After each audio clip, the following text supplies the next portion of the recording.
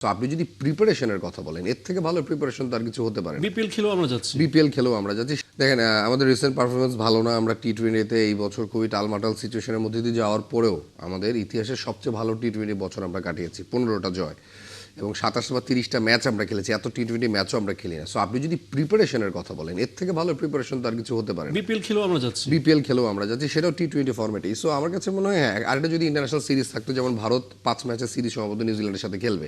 বিশ্বকাপের দলটা তার আগেই দিয়েছে, একই দলটা নিউজিল্যান্ডের সাথে পারফর্ম করবে। ওরা তাদের কম্বিনেশনটা কিন্তু করে নেবে।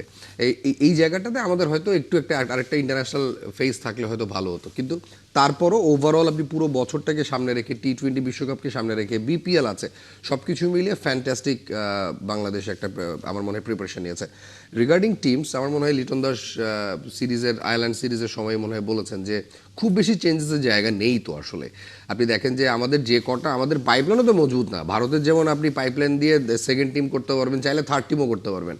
আমাদের তো একটা মূল সারির 15 জনকে তৈরি করাটাই তো মুশকিল হয়ে দাঁড়ায়। একটা প্লেয়ারের ব্যাকআপে আরেকটা প্লেয়ার আসাটাই খুব কঠিন হয়ে দাঁড়ায়। খুবই একটা দুটো জায়গায় আমার মনে হয় একটা কঠিন সিদ্ধান্ত নির্বাচকদের নিতে হতে পারে। এটা খুবই স্লাইড একটা, হয়তো পেস ব্যাটেলে হয়তো 3-4 জন হয়তো থাকবে বা 5 জন হয়তো থাকবে, সেখানে হয়তো তারা 4 জন নেবে।